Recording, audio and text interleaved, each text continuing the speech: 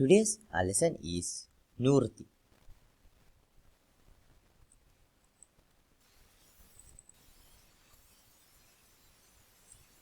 Nadagam, which was influenced by South Indian Tamil Nadagam with Sinhala lyrics, was very popular among the Sinhala folk from about 1750.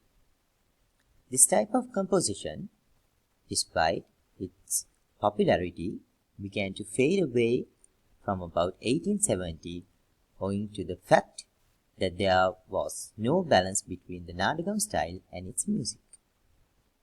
The pilgrims from India that came to visit Kataragama used to sing North Indian light raga melodies and songs which accompanying themselves on an instrument, ektar, one string instrument, using one string which was attached to a metal container.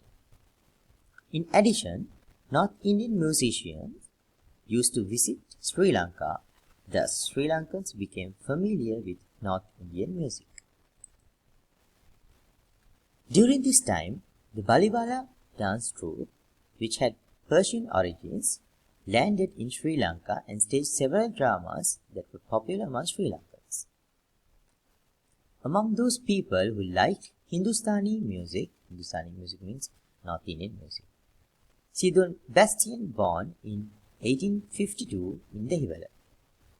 He had progressive ideas and had staged two dramas, Ramayana and Ramana Sanhara, before the Baliwala troupe came to Sri Lanka.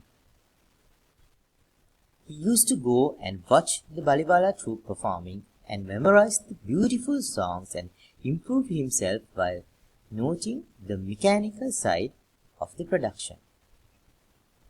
After the Percy troupe returned to India, he translated Romeo and Juliet as performed by the Baliwala troupe into Sinhala and staged it, giving it the name Nurthi. Before long, he staged another Romaline, and hence Sidon Bastian can be named as the father of Nurthi. After Sidon Bastian, it was John de Silva, a lawyer by profession, who carried on the tradition. He was born in 1859 in Sri Jayawardhanapura Kotte. From his youth, he was very close to culture, history, heritage, religion and tradition. Although he liked the performances of the Baliwala troupe and dramas of Sidon Bastian, he wanted people to appreciate Sri Lankan historical stories and so began writing historical plays and staging them. The first of such was Sita Bharana. It was subjudged on the first day itself, and after staging about two dramas, he withdrew from the scene for about 12 years. In 1900, he came back writing plays depicting the history and culture of our nation, getting down the famous Indian musician Vishwanath Lavji to compose music for the songs of his Nurthis. The most popular one is Danno Budunge from the Nurthi Sirisangabo. Do you know this song? I sing a part of Danno Budunge. Danno Budunge Sri Dharma Skanda Devi Rakiti Sodo Chileni Banda Kleshanasna Bhikshu Atteya Bose Kleshanasna Bhikshu Atteya Deo Bose Rahatu Nivasana Aya Prakase Rahatu Nivasana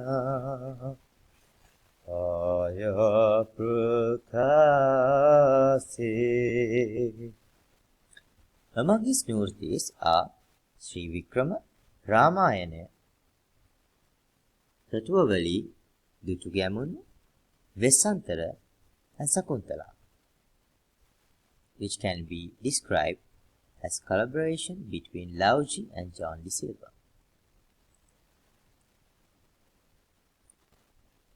In 1911, Nurthi Pandukabaya was staged, produced by Charles Dice. He too was a lawyer by profession, like John de Silva.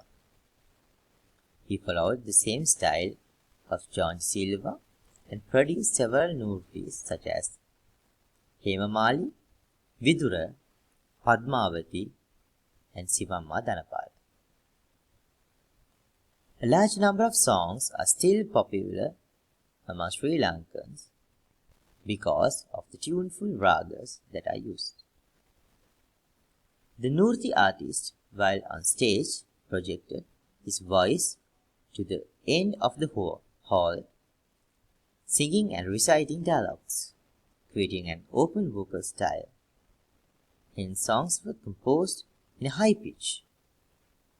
The instruments used in Nurthi were the harmonium and tabla, but nowadays the violin and the bamboo flute are also used.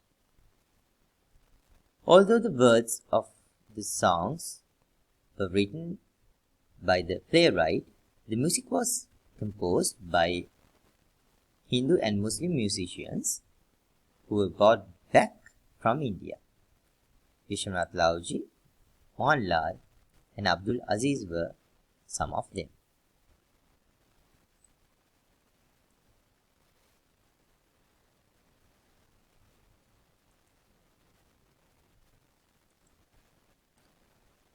The special characteristics of Nurthi were that they were performed indoor in halls, unlike in the open air, where Nadagam were performed.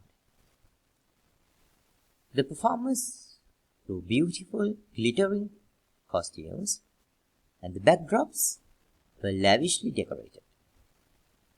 They used a lot of mechanical devices to create thunder, rain, etc.